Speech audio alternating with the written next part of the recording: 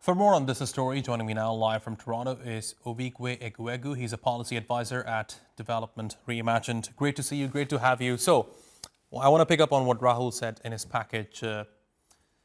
Minerals for security. Is that something the West is interested in? Of course, it seems like you're interested in that. If you follow statement coming from this U.S. State Department, they are definitely open to that idea. However, I don't think it's going to work. And that is because if you look at the complexity of the context, we're looking at 7,000 casualties so far, 7 million displaced people. How do you really solve that with one partnership? You need to set up a whole infrastructure to build all of the roads, supply chain for whatever you want to do. And I don't think the U.S. is really committed to that in the long term. Maybe it just want to get mining rights, secure those mines for itself, but it can't really provide security in this context. But, looking at the history of the region, if such a deal is to take place, don't you think it would allow some people in the West to exploit the resources of the country? Well, that's already been going on. In your report for this segment, it was mentioned that the government of the DRC was pointing fingers at Apple for it sourcing its minerals from the DRC, from the conflict area. So that has been going on for a very long time.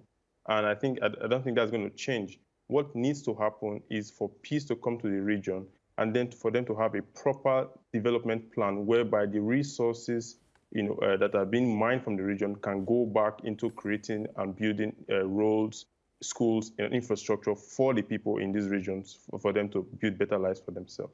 Who do you think should be tasked with this mission?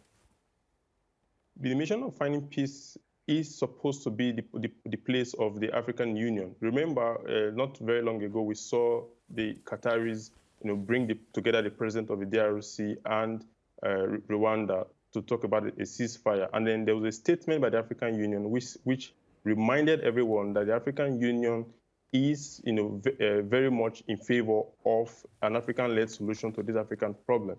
So while the African Union supports other parties coming to try to build momentum, primarily they still see the Union as the platform place to lead these peace talks and to find a lasting peace to this problem. And, very quickly, before I let you go, is there still any role that you think the international community should be playing? Because there have been efforts in the past, but all of those efforts have not produced any sorts of concrete results. Yes, and I think that's because the efforts have been conflicting. So if there's a roadmap set together by the African Union with the EAC, SADC format, the international partners can work with these organizations in Africa to support the process. Either they can give technical support, they can give support in terms of information and all of that. So there are ways countries around the world can support the African process. Ovigwe Eguegu, thanks very much for joining me here on TRT World. Appreciate your taking out the time.